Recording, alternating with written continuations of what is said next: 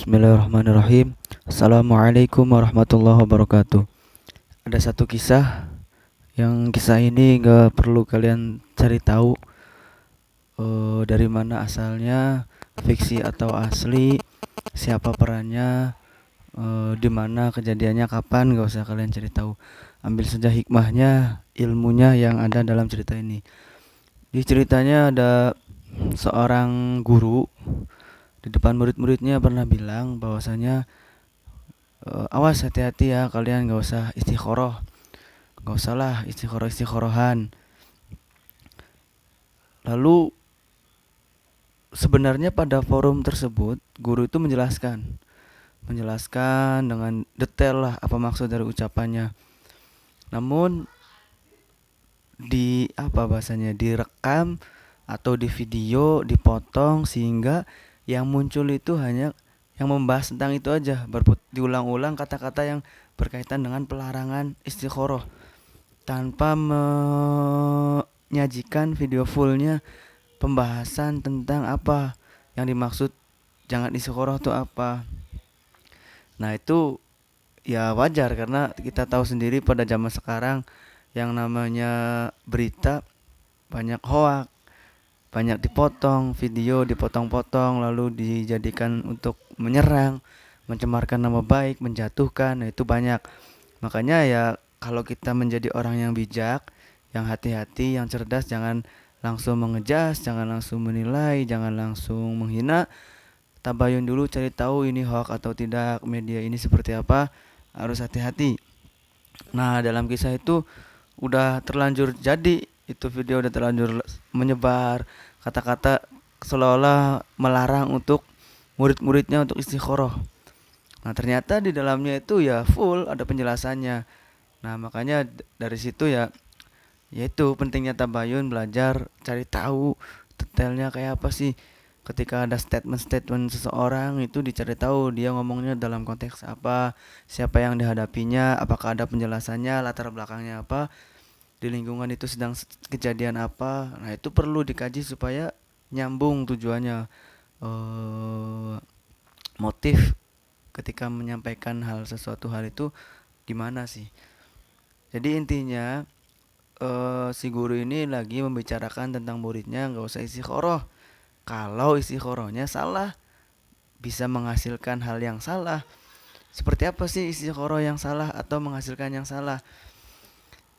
Jadi banyak orang tuh istikharah pengen minta petunjuk, yang secara umumnya kan gitu, minta petunjuk dari mimpi.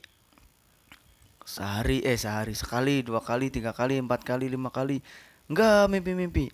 Akhirnya bleduk keluar dari ucapannya itu, saya udah istikharah berkali-kali kok nggak dapat jawaban-jawaban, saya nggak mimpi-mimpi apa ini. Saya istikharah tuh kayak gimana sih, kok saya udah istikharah berkali-kali, udah khusyuk, udah nangis, kok nggak ada mimpi, nggak ada apa, nggak ada jawaban. Nah itu yang hasilnya, yang buruknya, negatifnya tuh. Dengan istikharah malah ujung-ujungnya kayak nggak percaya sama istikharah itu sendiri, ujung-ujungnya kayak menyalahkan, mempertanyakan istikharah, padahal jelas istikharah itu syariat yang diajarkan oleh Nabi Sallallahu Alaihi Wasallam, ajaran Nabi gitu, istikharah itu ada.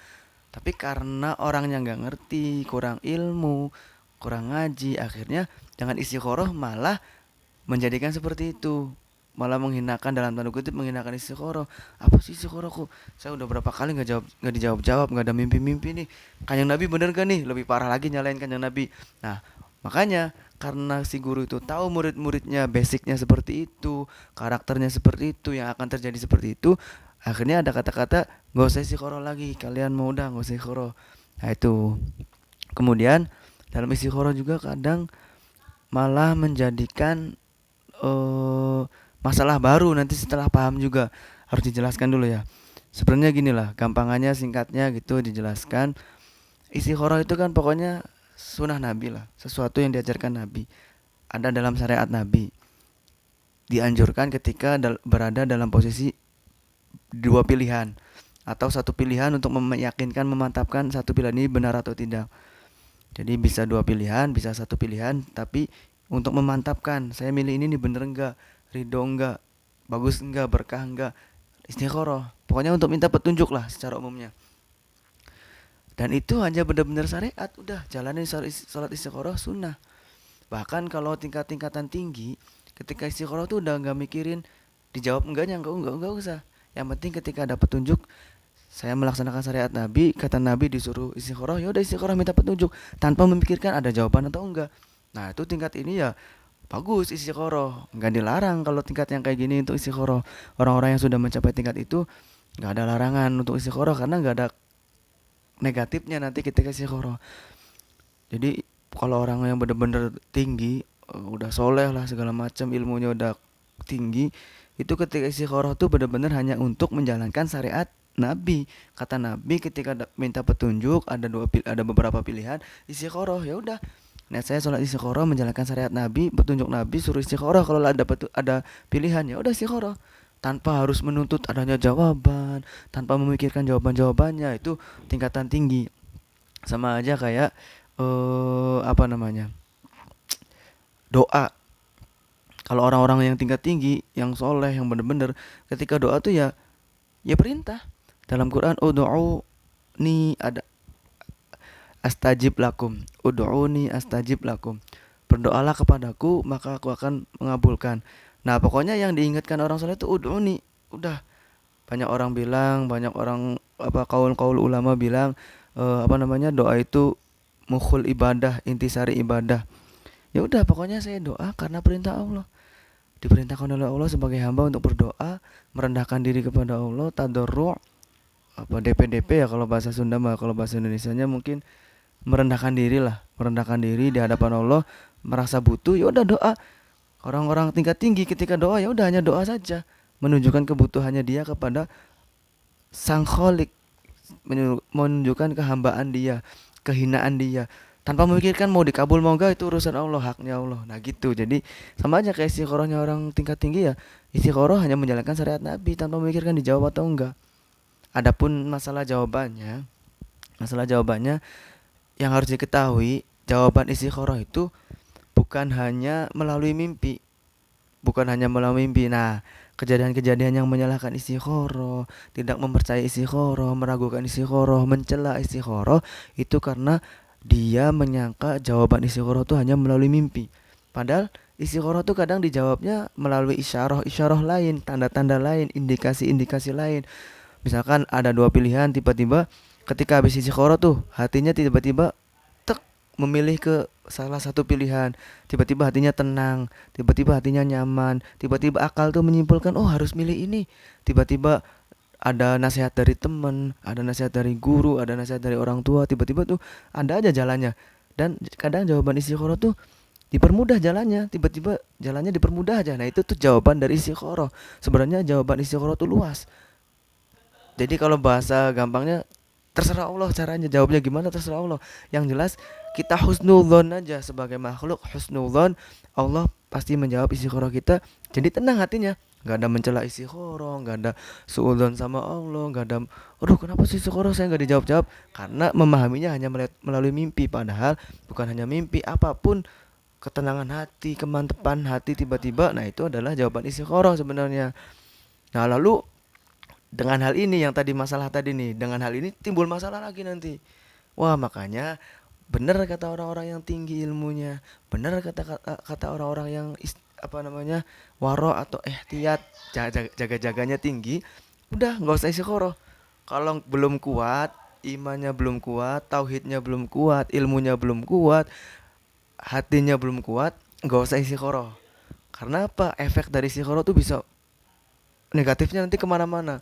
Contohnya kayak tadi, udah paham, oh jawaban istiqoroh tuh pokoknya tiba-tiba bisa dari hati mantep, bisa dari akal, pokoknya banyak caranya, bukan hanya mimpi.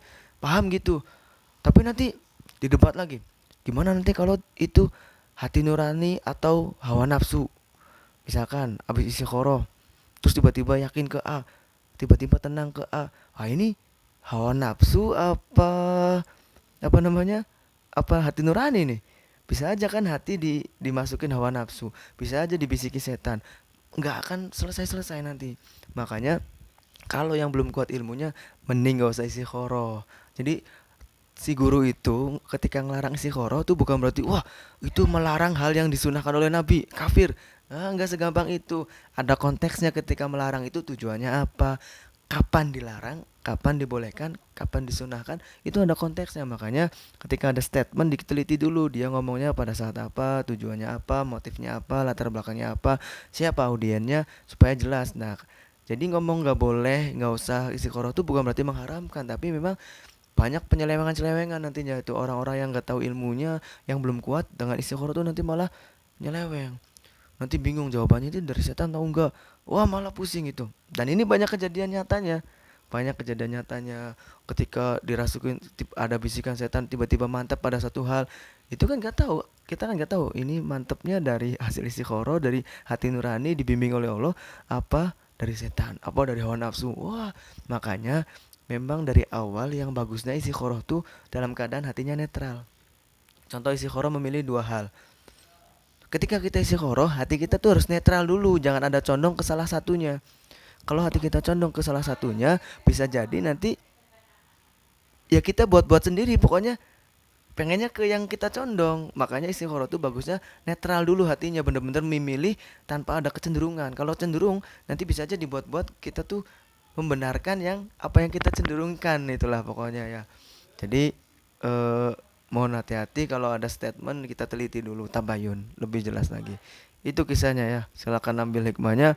Assalamualaikum warahmatullahi wabarakatuh.